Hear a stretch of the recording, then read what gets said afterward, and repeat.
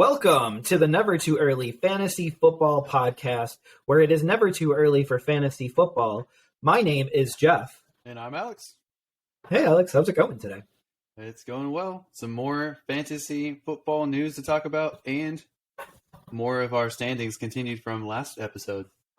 Yes, we are getting closer and closer to the 2023 NFL season, and I don't know about everyone else, but the itch for me is starting to grow for drafts and fantasy football. What about for you, Alex? It's getting a little too extreme for me because I'm contemplating whether we should start guessing who gets injured in training camp. So maybe that's a little bit too far. Well, as always, we hope for no injuries. And we also thank you for downloading, listening, liking, and commenting on our podcast videos. Please subscribe to us on the socials. We are on Spotify, YouTube, Facebook, Instagram, TikTok, Twitter, all with the handle at N2EFantasy. Alex, I know you talked a little bit about what's on today's show, but what else do we have for folks? So we've got another DeAndre Hopkins visit coming up, and we can talk about how his current visit went and how his who the new team is as well. We have a couple of players are not showing up to mandatory minicamp, and we can go over these very big names for you guys. Prominent fantasy running back was just cut by the Patriots today, and we can talk about that situation. We can talk about Dalvin Cook updates as well and more speculation. And we have some Saints blurb, some Derek Carr talking up his star running back, and we have a Saints defender putting out some more bulletin news, which is always fun to talk about. And, of course, we also have our kicker news. We can't forget about those kickers. And finally, we have the NFC standings that Jeff and I have put together as we sit here in June before training camp actually starts. So that will be fun to break down our early guesses here. So, Jeff, why don't we start with DeAndre Hopkins? Who has he met with so far, and who's the next team that he's meeting with? So far, he's met with Tennessee. And from social media, it looks like they set a very nice PowerPoint presentation for him. And it included a picture of him in a Titans uniform. I would like a PowerPoint presentation made for me to go somewhere. So that was pretty cool. But at the end of it, the meeting ended up without a deal. So he is still a free agent. They did agree to keep talking. And his market is still heating up. He is set to meet with New England on Wednesday this week, and we will see what happens with that meeting as well. Maybe he'll get another PowerPoint presentation. I just don't think either of these teams are very exciting. Real football, neither of those teams, I think, can make the playoffs or go pretty far. And I think that while the Titans definitely have some targets up for grabs and have a decent nightlife, I don't know if New England would be that great of a fit. I know Belichick is considered a not very fun coach to play for, and I still think Hopkins has some negative feelings about his time with Bill O'Brien. But I have a new theory why it's these teams, Jeff. And what better way to push a team you're interested in to actually sign you than to meet and visit with a division rival to kind of be like, hey, I'm going to play against you if you don't actually reach out to me and get something done. So, Bills, you better call DeAndre Hopkins. And Texans, you have a chance to reach out to him as well. I don't know if the Chiefs are in the cards at all anymore or if anyone else is out there. But supposedly it's heating up, and we'll see if there's more teams that reach out or if he actually wants to sign with one of these two teams. Yeah, I do agree with everything that you said. Tennessee would be easiest for me when it comes to projections because he would fit very easily into their projected stats for the year. If he went to New England, it's going to be taking targets away from Juju, from Parker, from the running backs, the tight ends, Gesicki and Henry.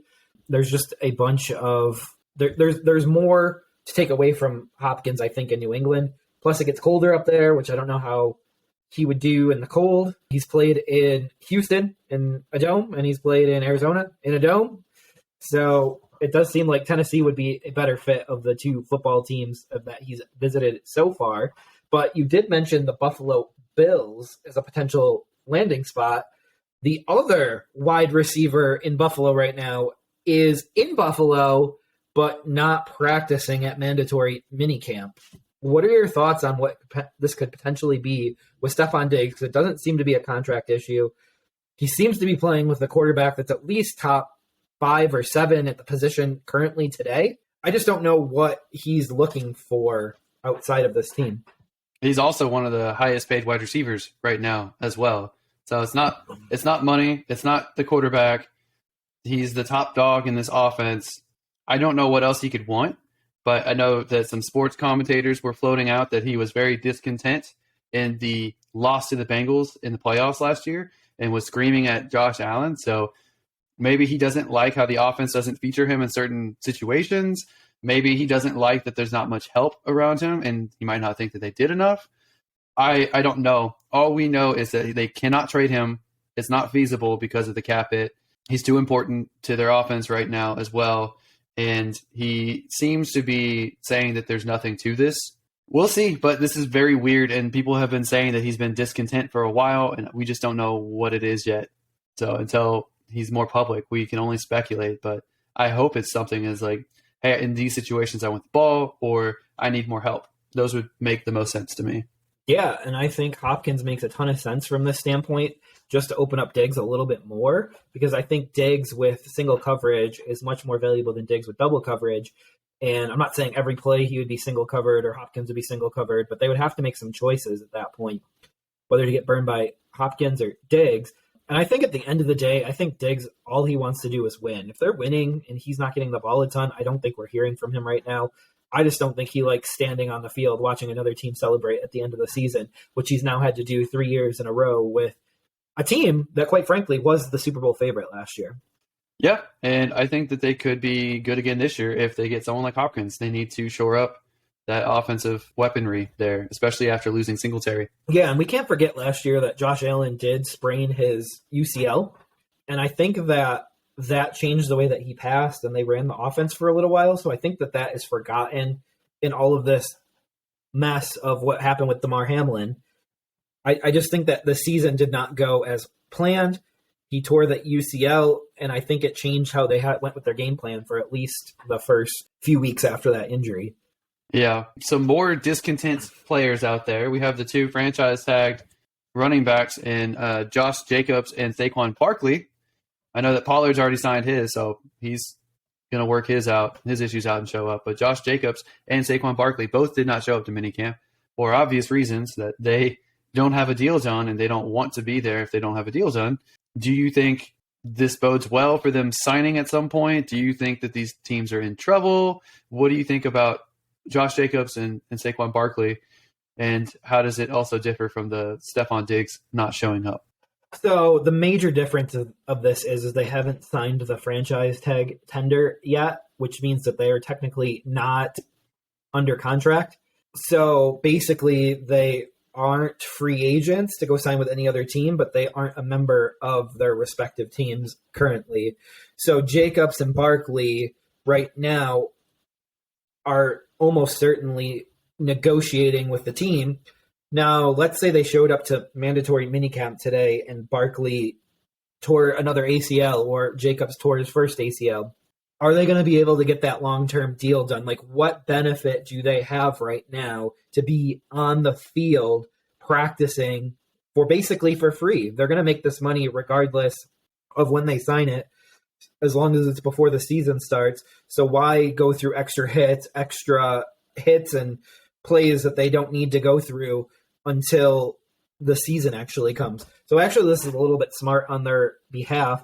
But on the other side of this, I'm picturing the Raiders offense without a Josh Jacobs, and I'm picturing the Giants offense without a Saquon Barkley.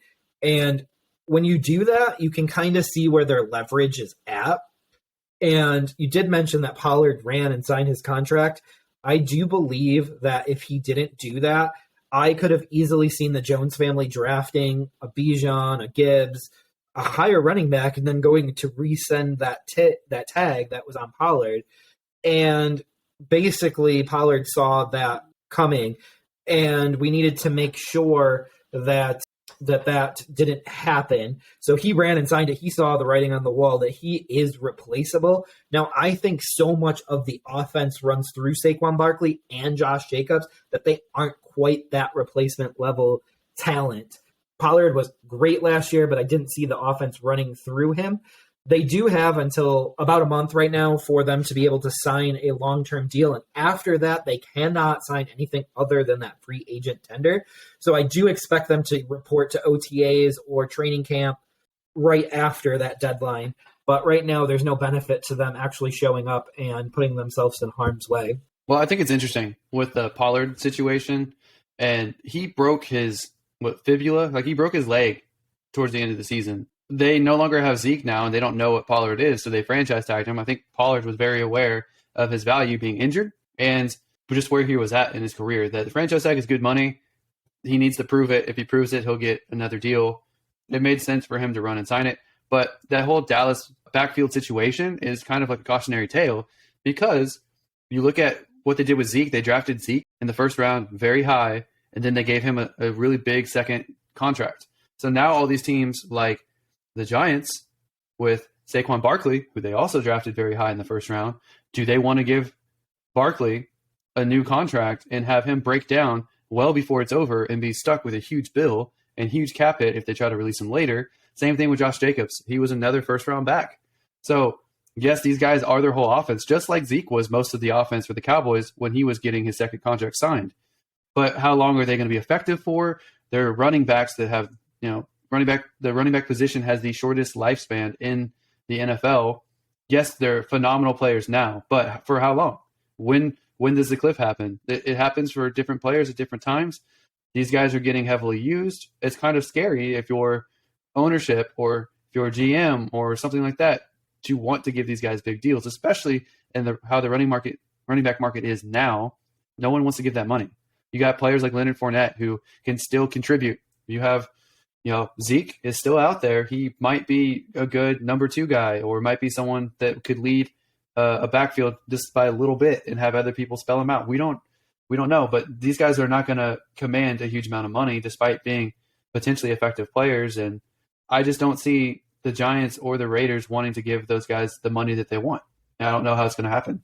So it's like I always say, there's always a situation to monitor. And this is something we have to keep our eyes on. See, maybe running backs get money again. I don't know. Yeah, I think it ebbs and flows, and they'll eventually start to get paid again.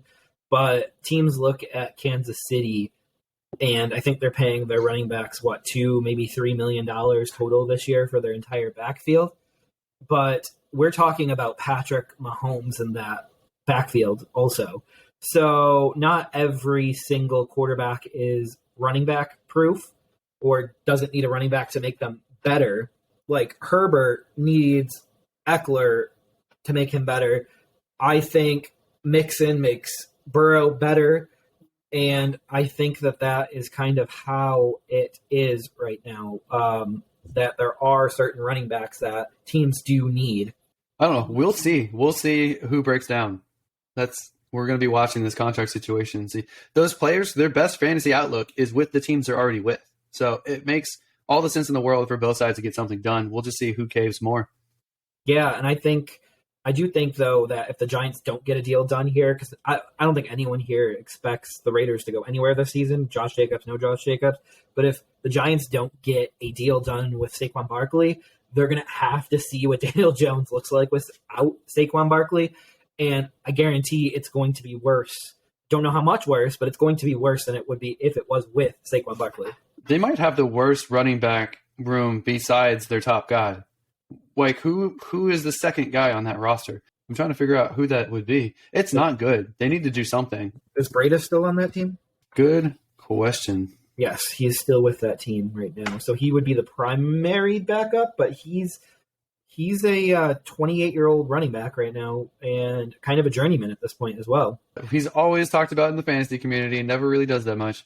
Just like Mr. James Robinson was cut by New England shortly after they just traded for him a few months ago. So, Jeff, is this the end of the road for James Robinson? What do you think of New England cutting him this early?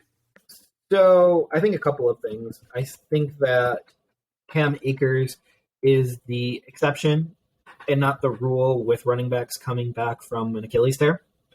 And I think you would be the first to tell me that Akers may still not fully be back, and he may not be an all-star or a stud running back. And we don't know how much the Achilles tear still bothers him, although he did come back from it in, 4 months, 5 months? But it's looking like he's the exception and not the rule. 2 seasons ago, James Robinson did tear his Achilles, and basically he's 24 years old, and he may need another year or two to fully recover. A la Foreman really didn't regain his stature until he played with Tennessee, and then he moved on to Carolina and showed it again. The good news is that James Robinson is 24, so he does have a year or two to get better, come back to what his how he was initially. And he just can't stay on the field in New England, and this is what led to the cut. That all adds up because of the Achilles tear. I would assume that there needs to be some sort of maintenance on that. He probably can't practice multiple days in a row, and there probably has to be some sort of maintenance on that Achilles tear. I just think it was a bad move by the Patriots to even bring him in, because if we remember last year, the Jets traded for him from Jacksonville, so Jacksonville gave up on him. The Jets deferred not to use him, and I don't know if that was for draft compensation or the fact that he just didn't have it in him last year. But the Patriots probably would have done better to not even pick him up off of the waivers. Also, the other part of that is I do think New England with Stevenson, I know this is the second time we've talked about New England's backfield, but with Stevenson, Strong, Ty Montgomery, I think that they are pretty set at running back. But they're a team that always looks at a cheap veteran running back to add to the backfield. I don't think that'll be Delvin, and maybe it's like a Leonard Fournette. I just don't know what cheap veteran that they would be able to grab. I mean, that was James Robinson at first, but that clearly didn't work out. Do you think that James Robinson can ever regain his form, or do you think this is the last we've heard of him? There's always a chance. Like you said, he's very young. He can still work something out and still come back from it. It might make sense for a team to sign him and immediately put him on IR and just rest him for a season. So that potentially could be an option. I am glad, Jeff, that you brought up Foreman, because I was itching to interject when you said that Akers was an exception. I was going to be like, what about Foreman? What about Foreman? So I'm glad that you brought up that former Texans player. I appreciate that. And as far as veteran options, I think Leonard Fournette, to me, makes the most sense for the Patriots at this point. He just seems like kind of a Patriots player. I don't think Robinson is going to contribute that much in the next year. Maybe next year he might make his name known again, but he's always been someone in the fantasy community that every year someone says he's going to take off and to get James Robinson. But the Achilles thing really derailed his career, and he may never recover fully from it. So he's another name in the bucket of deep sleepers to eventually keep an eye on, but I don't think he's going to be back anytime soon. It looked like when the Patriots signed him that they didn't guarantee any of his contract on his 2-year, $4 million contract. So it looks like he got out with no dead cap on the Patriots roster as of right now. So good on them. Low risk, and 24-year-old running back about to be 25. Undrafted gem that the Jaguars got out of nowhere. This is also him being cut by New England is very good news for Stevenson owners out there. Like Jeff. You're welcome, Jeff, for suggesting that you trade Gabriel Davis for Ramondre Stevenson. That trade looks amazing now, doesn't it? Yes, and I know last year going into a keeper league, I was struggling between Cam Akers, who we just talked about, and Stevenson, who we're talking about right now. And I did pick Stevenson, but it was close. It was close enough for me to almost lose some sleep over. And we'll get down to those keeper decisions a little bit later in the offseason. Yeah. Well, we got one more running back to talk about, don't we, Jeff? We got to talk about Dalvin Cook and what his contract expectations are. He is still out there. He's still out there waiting for his chance. Jeff, what do you think it's going to take? So we just talked about how I can't see New England going after a Dalvin Cook type, because I do see them going after a cheaper running back. Dalvin Cook is getting paid $2 million from Minnesota this year. So what that means is if his new team signs him to a 1-year, $2 million contract, it lets Minnesota off the hook on their deal, and Delvin gets paid the same amount of money that he would get paid sitting at home. So it's going to take double, triple to get Delvin Cook even to the table, because as a running back, as we've already discussed, they take a beating. Why would he do it basically for free this year? I wouldn't. I would sit at home. I would let my whole body recoup. As we know, Delvin did the smart thing this offseason and got his shoulder surgery finally after 3 times in 3 different seasons. He dislocated that shoulder. He picked the offseason that he was going to get released to do the surgery to make sure he would be 100% healthy for his next journey. I just think that was really smart of him, and he's probably still rehabbing it at this point. But it's going to take more than double what he's making at home to even get him to the table with a team. I know it was already rumored that he wouldn't accept $4 to $6 million, so it might even take more than double at this point to get him in the door. I don't know if he's going to get more than $6 million. That's a lot for running backs with the devalued marketplace that they're in. But it would be smart for him to rest his shoulder, rehab, get healthy, and then come in after maybe some camp injuries with teams that are desperate to get a veteran in. And he would be a good guy. I think he could potentially be a lead back with the team. I don't know if he'll return RB1 value anymore, though. I have a hard time seeing that happen. Yeah, and he would almost have to return RB1 value if he was getting that 8, 9, 10 million this year. Imagine if he went to a team like the Bucks. Imagine if he went to a team like the Rams. Yeah, I mean, that would be a good spot for him. I don't really think of Akers as a receiving back, and it would be nice to have Dalvin there. Do you think if Dalvin went there, would he be the lead back? Would they be? I think they would split.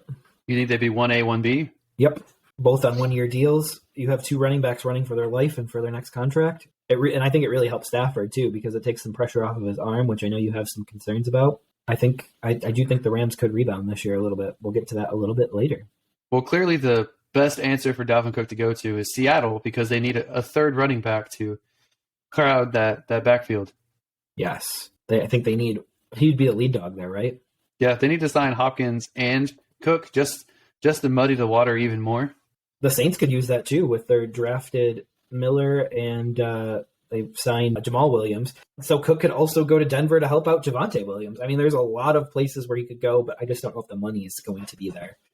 But Speaking of Saints running backs, the one that we didn't talk about was Alvin Kamara, and Derek Carr came out today and said that his route running ability isn't normal. And what he meant by this is that it's far better than anything that he's seen at the running back position in his career. I do believe at the end of the day that this bodes well for Kamara. What do you think about Kamara's value in 2023?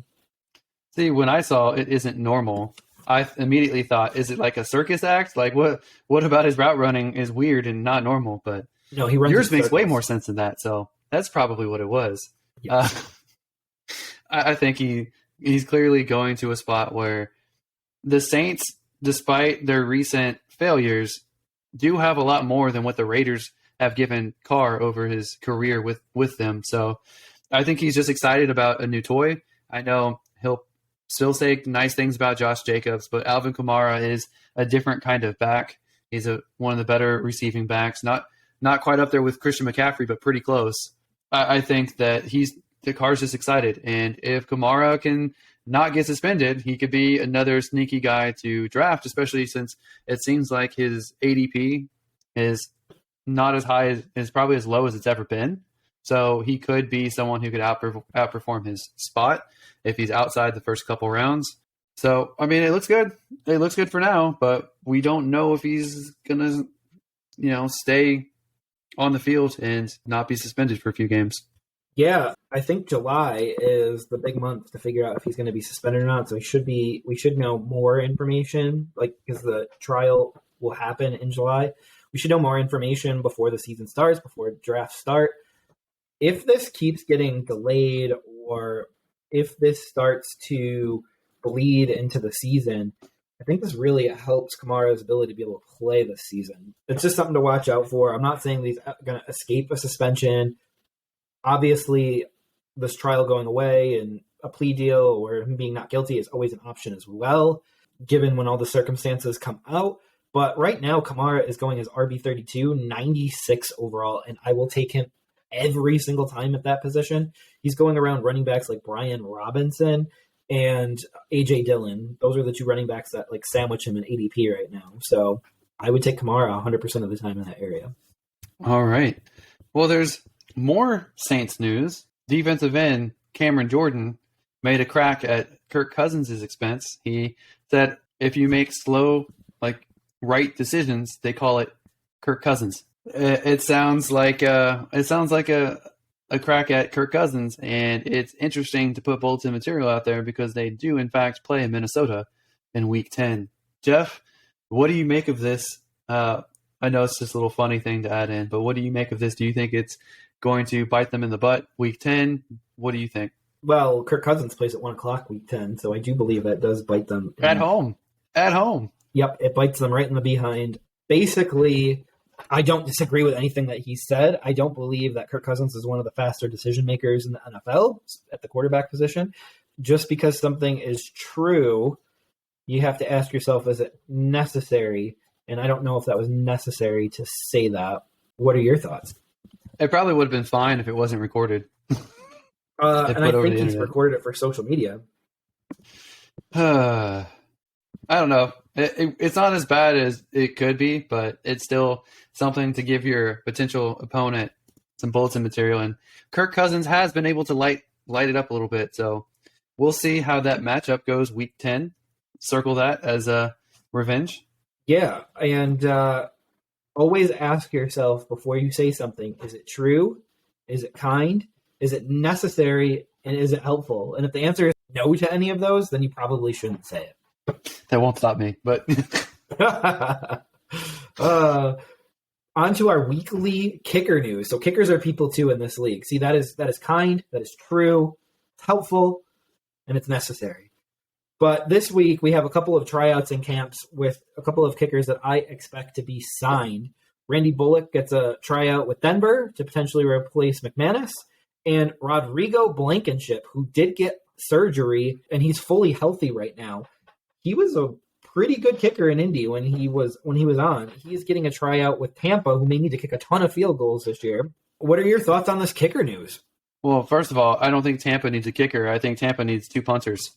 But Randy Bullock has been someone who's been in the league for a while, and he definitely has a big leg.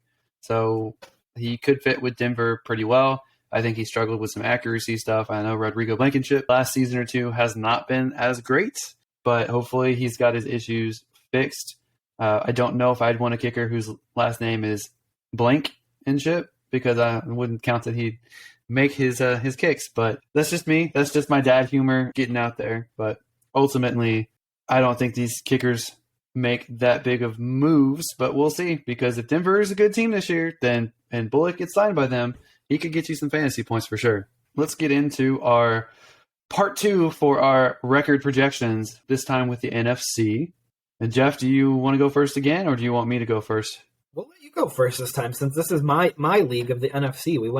I went first with your league of the AFC. See, nice symmetry there. We have one NFC fan, one AFC fan, but we're both South fans for some reason. Yeah, even though you're way up in New York. We're going to do this podcast until the Panthers play the Texans in the Super Bowl. That would be pretty awesome. I'm pretty sure pretty sure the Panthers Super Bowl was in Houston, I think. Wasn't it? I think so. But anyway, I digress. Let's get into our NFC standings. So, like last week, we're going to do division by division, and we're going to start with our worst team and then work up to the best team in the division. And then we're going to go through all 4 and then list the playoffs. So in the NFC East, in 4th, which is last, I have the Washington Commanders. And I have them at a 2-15 record. They do have a lot of talent on that team. And this is just an early projection. But they're clearly, to me, the 4th team at this point. No matter how you look at it, you might be able to give them a couple more wins. But they're at the bottom of this division. I have them going 0-6 within the division. I have the next team, which finishes pretty similarly as they did last year. The New York Giants, I have them 3rd with an 8-9 record. I don't think that they've done enough to compete with teams like the Eagles and the Cowboys, but there is hope for the near future for them being one of the top two teams in this division and making a decent playoff push. At number 2, and I kind of want to throw up in my mouth a little bit, but the Dallas Cowboys I have at 11-6, and I have them making the playoffs. Makes me sick to say, but especially with the Texans probably not going to the playoffs this year. Okay, I'll push through. But at number 1, I have the Philadelphia Eagles, and I have them as one of the top 2 teams in the entire league this coming season. I have them at 16-1 with a sweep in the division, 6-0, and I have them being the number 1 team in the NFC. So, Jeff, what do you think about the NFC East, and how does yours compare with mine? We're pretty similar. I do have the wins spread out a little bit differently. Starting with my number 4, I have the Washington Commanders at a 4-13 record, so they do get an additional couple of wins there. At number 3, I have the New York Giants at a 9-8 record, which I believe you had them at 8-9. And then I have the Cowboys going 10-7. And then first place in the division is the reigning NFC champions, the Philadelphia Eagles, at 12-5. So I'm a little more modest there. What are your thoughts? Well, I think that the Eagles only got better from last year, and they have so many former Georgia players that surely they've got to win with half their defense being Georgia players now, I feel like. But we have the correct order, or at least the matching order. The correct order. And I think that the Giants have a lot to prove. They might be able to overperform. Washington, they might get more wins than I projected, but I think we both suspect that Ron Rivera is probably going to get fired this year, and it doesn't look that great. And they're considering trading Chase Young, so there's lots of speculation out there. It's going to be a tough division again in the near future, I think. Agreed. And I also think with Ron Rivera being gone, I think Sam Howell could be relegated back to the bench, and Washington could go in a completely different direction at coach and quarterback in the future. Yeah, it's very polarizing on Howell right now. Either he's going to blow people away this year, which is hard for me to imagine, or he's going to struggle and then they're going to decide to go in a different direction. Yeah, I don't really see the blowing them away unless he comes out of nowhere, and I don't see him coming out of nowhere. He has the receiving options. They're there. So if he can get the ball to them in a reasonable manner, he might actually do decent. But at the same time, that's asking a lot for a mid-round quarterback prospect who is in his second year playing in a tough division. Game. Yeah, so he's essentially a rookie going into this year. Yep. All right, on to the NFC North. What do you got there? This is going to be one that I'm pretty sure Jeff and I are going to have some disagreements on. But this is a very tough division to speculate on. But I'm going to start with my last place team in the division, and that is the Green Bay Packers without Aaron Rodgers. I don't buy into Jordan Love right now. I have to see it from them. I have them going 5-12 this year without Aaron Rodgers to prop up that team. And I have them getting swept in the division. So I have them going 0-6 because I think all the other teams in the division are better than them. It's kind of tough. If Jordan Love is at least a middling quarterback, they could have more wins easily. I could see that. I don't think that they're a playoff team this year, regardless of whether Love plays decently or not. At the third place, it's tougher for me, but I have Minnesota at 10-7. They're in third place in this very tight division. They've only gone down. I don't think they've gotten better than they were last year. They've made a lot of questionable moves, and they didn't really seem to replace the guys that they've released or moved on from. They've had too many close games last year that I don't think that they can win the same number of those close games. The Detroit Lions are better than they've been in a long time. The Chicago Bears got significantly better, in my opinion. Maybe I'm a little too rosy on Chicago this year, but Chicago is definitely an ascending team. So, like I said, Minnesota 10-7. I have them doing really well in the division, though. I have them going 4-2 within the division.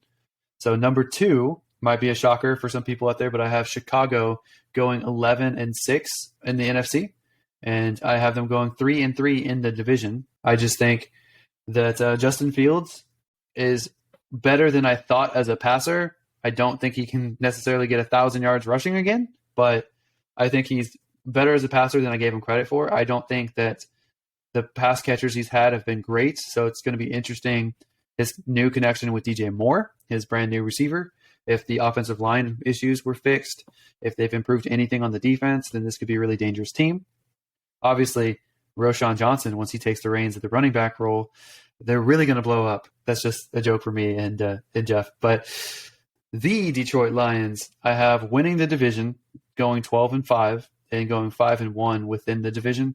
I really wanted to give them more wins. I think they have a tough schedule, a tough division, so it's hard to give them the amount of wins I really want to. But I really like what they've done. They've gone against the grain in the draft, which is kind of questionable to draft a running back as high as they did. However, Gibbs seems to be very special and to be able to do things that other backs can't do. Jack Campbell, the linebacker, I know people don't really go for downhill linebackers in the first round anymore, but he really fits a need, and they kind of zigged when everyone else was zagging. So I think that they could be a dominant force in the NFC, and the NFC is not as good as the AFC, at least that's my opinion. So they could really be one of the top teams this year. Jeff, how do you feel about the NFC North, and how do you feel about your picks versus my picks? So I think that you're a bit higher on teams than I am, and I think you're a bit lower on teams than I am. But that's to be expected. I have all 4 teams going between 6 and 9 wins coming out of this division. So they're all very close and crumpled, and if one division matchup goes a different way, it could be a different order of standings here. But coming in at 4th place is the Green Bay Packers for me as well, and I have them going 6-11. Now, part of that is because they do have a more difficult schedule. They do play the AFC West this year, and I don't believe this division. I think this division is going to get steamrolled by the Chiefs, the Broncos, and the Chargers. The Raiders, they're not that great, but the rest of them, I think that could be 3 losses for each one of these teams. So in 2nd place, I have the Chicago Bears, and Chicago went from 3 wins last year to an 8-9 record this year. So they more than doubled their win total from last year, which is typically what happens when a team spends the most amount of money. They typically double their wins or get a little bit better than double their wins. And they did spend the most money in this offseason because they had it. So 8-9 for the Bears. Also 8-9 for Minnesota. They do have a little bit better of a opponent win-loss percentage, but 8-9 for Minnesota, which is a drop of 5 victories from last year. As we've talked about it, they had several wins with 1-score possessions, and I do believe that total gets cut nearly in half this year. And they come back down, they regress to the mean. So that leaves the Detroit Lions winning the division at a 9-8 record. Not stellar, not great, but the NFC isn't great right now. But there isn't really anything outside of Philly that's like, ooh, I really love them. So they are going to take the division at 9-8. Do you have any thoughts about my win-losses? I have so many thoughts, Jeff. First of all, I'm surprised how close we are on Green Bay because I thought we were going to be more than 1 win off from each other there because you are much higher on them than I am. I am a little surprised that you don't have a single one of these teams in the double-digit victories. You're much lower on Minnesota than I am, and I'm definitely lower on them this year than last year, and you're a lot lower on Detroit than I am. Well, also Chicago too, but that was expected. I'm very high on Chicago this year, probably a little bit unreasonably so, but I feel like Detroit is in the ballpark with 12-5 and Minnesota with 10-7. I think it's the division that they play because Detroit comes out and they rip off a game against the Chiefs right off the bat. So at Kansas City, then they play Seattle and Atlanta, which should be W's, and then I think Green Bay always plays Detroit tough. So I think that they're gonna split the difference there. I think one of the games that we have like a question mark on that we could flip flop on is the Carolina game. I have them beating Carolina. I have them beating Tampa Bay. I have them losing at Baltimore because I think Baltimore is a hard place to travel to. Lamar is an all-pro. Then they go to at the Chargers. I mean, obviously they beat Vegas. Then they go to at the Chargers after their bye week, and I think the Chargers are a better team at this point. They beat Chicago, beat Green Bay. I have them losing at New Orleans. That's probably one that you have flip-flopped. I have them losing at Chicago, losing at Minnesota, losing at Dallas. So they're playing like a lot of really tough teams on the road towards the end of the season. And I think that road stretch of 4 of the last 6 games is really skeeving me out about the Lions. So I do have them losing to the Chargers, Yep. and I do have them losing to Minnesota and at Dallas. Yep. But I have them beating Chicago in Chicago. I have them beating New Orleans in New Orleans. Okay, so that's I could easily. I do have them. I do have them losing to Baltimore in Baltimore too. But Yeah. I basically have them sweeping the NFC South. So Yeah, they have a bunch of traveling to do in the last 6 weeks. So 4 of the last 6 weeks they're on the road. Obviously, New Orleans is still a dome. Chicago is going to be cold, and they're used to playing in the dome. Minnesota's in the dome. Dallas is so a lot of them are dome games that they're playing. So maybe you're right. Maybe they do pull off an upset. But I feel good enough about Chicago going 8-9 and Detroit going 9-8 that I gave Chicago the win at home against Detroit. I think the record you have for Chicago is probably more reasonable than my 11-6. I just got so hyped up for them this year. I might scale it back a little bit, but I like it for now. Didn't you tell me you started following a lot of Chicago beat writers? Well, they had the first overall pick, so I wanted to find out news about that, and so I've just been saying I saw like a bunch of the Bears blog. I saw a bunch of the beat writer, all hyped up. I think Ben Devine or whatever, and I found a lot of stuff and all hyped up. Yep, but they didn't end up making that first overall pick. So you waste a little bit of time going onto Twitter and following them.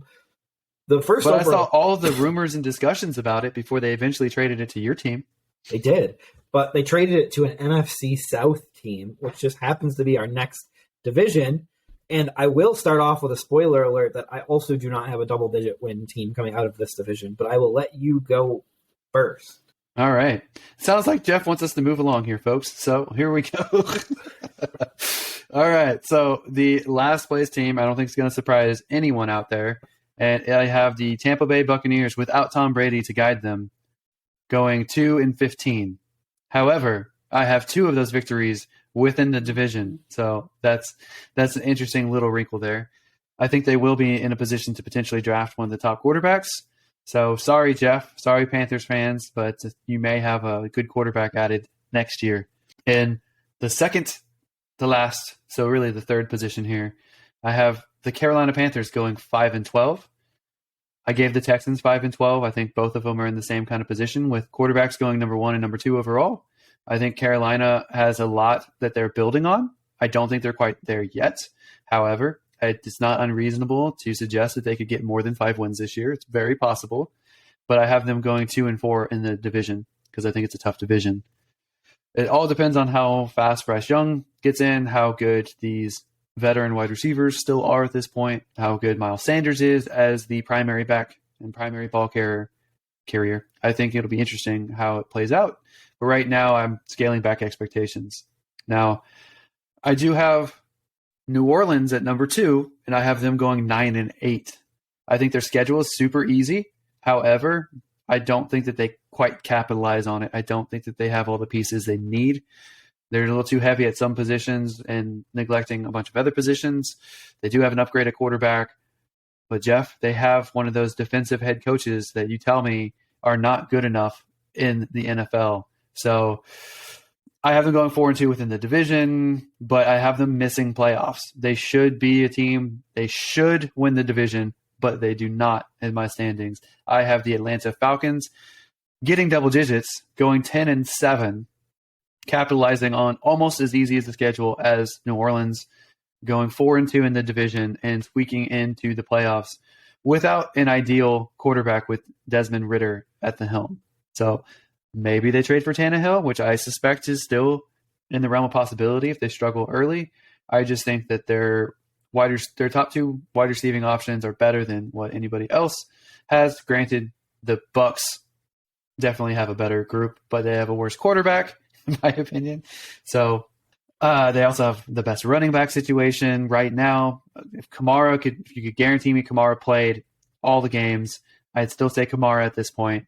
However, there was a lot of electricity with this new running back there for Atlanta, as well as the previous one who also had 1,000 yards in Algier.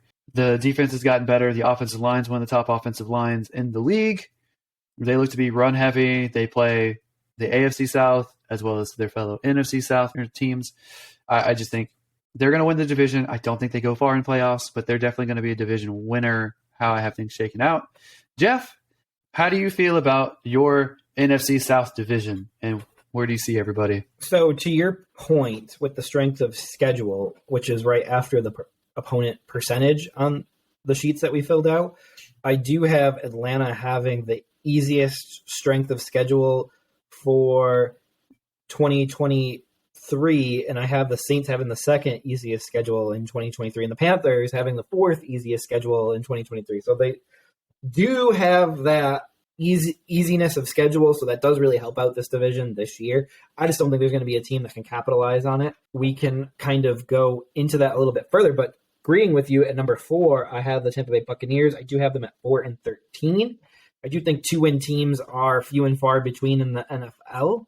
I do believe that they do compete for a top pick next year, so they're still in that running for the top pick for next year. Moving on at number 3, and I guess at 2 and 3, I kind of have them in a tie, but because of the strength of schedule that I just went over, New Orleans would be in second place and Atlanta would be in third place based on the strength of schedule, and they're both 8 and 9. And then I would have the Carolina Panthers winning the division at 9 and 8. Call me a homer, but 9 and 8 is not completely out of the realm. They did go 7 and 10 last year with a terrible Baker Mayfield and then a bunch of and terrible Sam Darnold and the rest of them, and without Christian McCaffrey and everything, they went 7 and 10. So I don't think it's out of the realm of possibilities. They would improve by 2 wins total based on getting the first overall pick. We'll see. That's madness. Madness. Now, it's entirely possible that they get to 8 and 9, 9 and 8, somewhere in that range. I don't think they would be the division leader at that point. But to your credit, this is a wide open division. A lot of these teams are fairly within reach of each other. And it's also to the strength of schedule. It's interesting that these teams have some of the easiest schedules because they're on par with a lot of the other teams on this easy schedule. So a lot of these teams have an easy schedule because they play each other. Any of these guys can kind of shake it out a little bit. But I just think that the Saints in Atlanta are more likely to top the division. With Carolina, we got to remember that DJ Moore is gone. The receivers on the Panthers at this point are not as good as DJ Moore. However, that's going to be a little bit more spread out. So maybe that helps without a clear, overwhelming number 1 to throw to. Yes, they did well without Christian McCaffrey. However, I think some of the other teams improved a little bit more than the Panthers. I don't think that Bryce Young year 1 is going to light it up. If Bryce Young is a hit, I think it comes more year 2, year 3. So that doesn't quite get them ahead yet. However, I think the Panthers have a brighter near future than teams like the Buccaneers and the Saints. But this year, I think the Saints are in a better spot and the Falcons are in a better spot. Granted, if Desmond Ridder is terrible for the Falcons, I could see them falling and dropping on the standings and someone like the Panthers or the Saints potentially taking the top spot. But overall, I mean, nothing's crazy about the standings. I just wanted to give you a hard time. It's gonna be one of those divisions, and I think it's always been one of those divisions where it's constantly shuffling year to year. A bottom team rises to the top almost every year with the NFC South. It seems like so it can really be anything at this point. It can, and you're putting a lot of stock into Desmond Ridder, so we will see how. I think they're just going to lean on the run game and just run it down people's throats, and he's just going to dump it off. And I think if he struggles, I think they pull a trade for Tannehill. I think that's very much in the realm of possibility right now. Yes. So I think we only have one division left, and then just playoff teams. We have the NFC West, and we're definitely going to have some disagreements on this one. Yes, sir. We might actually have the same order, though, but we'll see. That's happened a few times for us now. I went back and forth on who the worst team in this division was. Right now, who I have is the Arizona Cardinals with a 3-14 record. It's possible that things go better for them than anyone's anticipating. Maybe Kyler Murray comes back earlier. Maybe Kyler Murray decides he actually loves to play football and will make some plays happen. Maybe they've made the right moves in the offseason to improve in other areas, despite moving on from players like Hopkins and despite, like J.J. Watt being retired and stuff like that. So maybe they're a team that's better than anyone's giving them credit for, but right now I think they're still a little bit of ways from being competitive. So 3-14 record with two of their wins coming within division, so 2-4 right above them. And I know some people still hold on to a couple years ago, but I have the Los Angeles Rams at 4-13. They, to me, just seem like a team that's their best stars are aging. Their quarterback is now having issues staying healthy, and with a degenerative throwing arm, I just think that that's just a matter of time before he's completely ineffective. I think Cooper Kupp definitely comes back okay. I just think that the defense isn't what it was. Akers is a ticking time bomb. I don't think he's fully healthy. I don't think he's ever going to be fully healthy. They've got some really tough teams in this division. They always play each other very tough. I have them going 2-4 in the division, just like Arizona. I just have a hard time bringing them back to what they were when they won a Super Bowl, which is not long ago. I know it's crazy, but they just aren't the same team anymore. And I have another hard choice between the top two teams, and I went back and forth. And Jeff, you've kind of poked back at me some on Seattle. So I have Seattle at the second spot here, and you have mentioned multiple times to me how much they travel. And I still think that they have holes on their defense. Their offense is definitely much improved. I got them at a 10-7 record, and the way things shook out on my standings, they narrowly missed the playoffs, which is surprising to me, who put my standings together. So I'm a little bit shocked that they didn't make it. I think my gut tells me that they will make the playoffs in the real NFL, but with a similar record that they have now.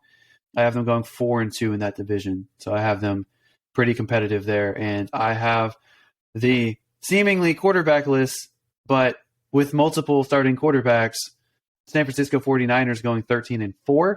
I think they struggle in the first few weeks, but I think that they hit their stride and they decide on a full-time starting quarterback. They go 13-4. They win 4 out of 6. So 4-2 record in the division. And I have them as the division leader. I think that they're a team that could go pretty far. I almost had them with as many wins as Philadelphia, but again, they don't have the certainty at quarterback that Philadelphia has, and I think Philadelphia is just a special team in the NFC. So, Jeff, where do you have these teams? How different are we? How do you feel about my picks? Just lay into it. All right. So, you're going to see a similar order, but definitely different numbers. Coming in at 4 for me is the Arizona Cardinals, which we agree with that, but I have them at a 3-14 record. I do have them ending up with the first overall pick this year at 3-14. Seems like a good record for someone to get the first overall pick.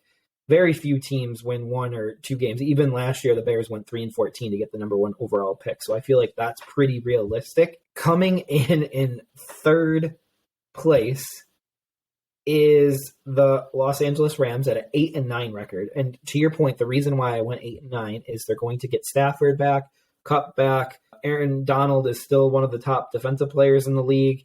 They are going to be better than they were last year. And they weren't great last year at 5-12, but I do believe that Stafford adds a little bit of a difference there and Kupp adds that difference there.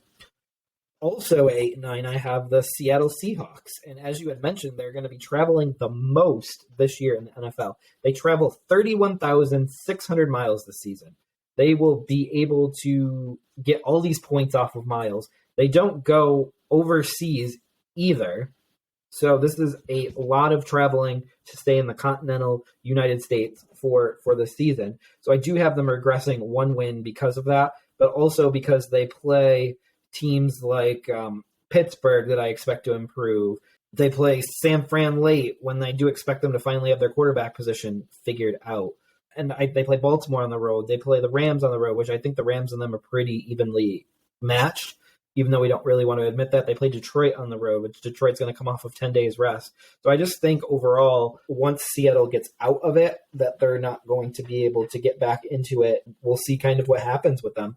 But coming in first place, and I do think at the beginning of the season, San Fran is going to have a little bit of an issue getting things figured out. So I do have them starting with 2 losses at Pittsburgh and at the Rams as they try to figure out the quarterback position. If it is Purdy 100%? I think they have a lot of questions, and to start 2 games on the road before coming home to the Giants, I think that might be a lot for them to take in, but nothing that they can't overcome with a long season. I have them going 11-6 this season. But what do you think about the 31,600 miles that I just mentioned about the Seahawks traveling this year? I think they're going to get a lot of air miles. They might be able to go somewhere nice. I think that they do that every year, pretty much. I don't think it's that out of the ordinary for them. There is statistical evidence that they typically do better at home than away, and that's probably why, is because it's such a distance for them to travel most of the time. I just think that they're so loaded, the Seahawks are, at the offensive skill positions, that I think that they can find a way to win games. And I really feel that the 10 wins is low, but I'm tempering my expectations with them. But I know, Jeff, that our thought processes and our standing projections are different in a way where I feel like yours is bulged in the middle, where it's just like a lot of teams are close together. I feel like mine is more extreme. So there's a lot of bad teams and a lot of good teams. So that's interesting. So I think to your point with Seattle, though, the reason why they added so much offensive talent is that they need to mask what they have at quarterback. I don't think what they have at quarterback is anything great. So I think that they're realizing they needed another running back to take more pressure off the quarterback. They needed another receiver to take more pressure off the quarterback. So they're building an offense right now to try to compete for either a division or a wild card.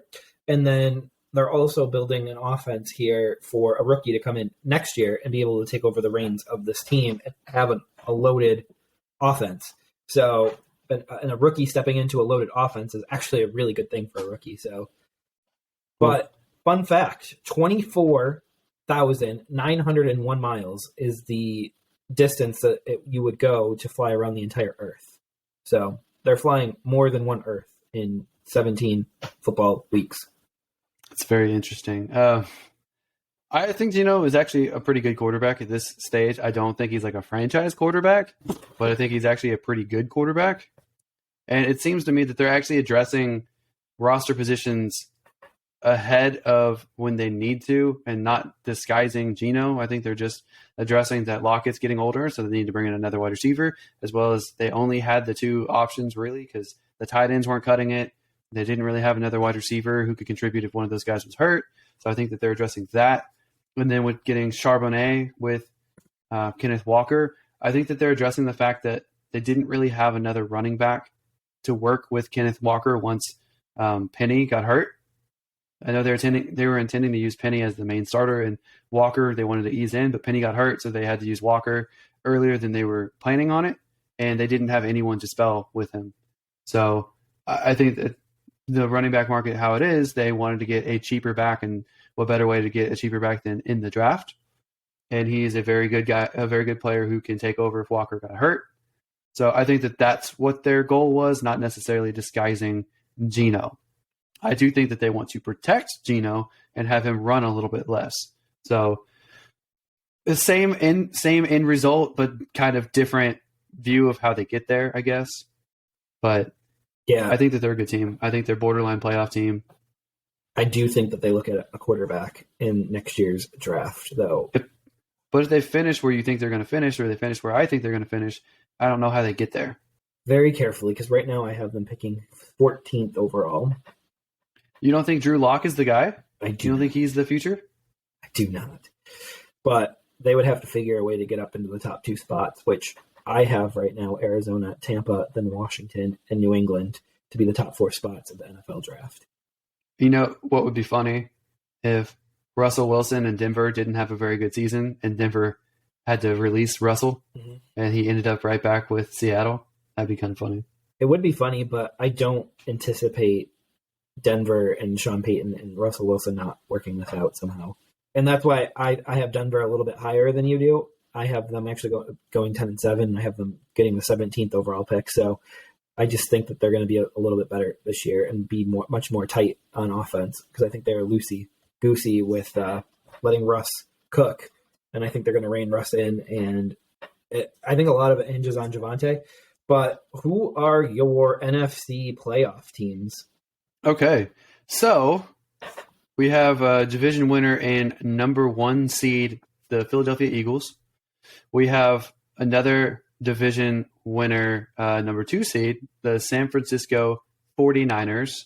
I have Detroit as the 3 seed as another division winner, and Atlanta as the 4 seed as a division winner.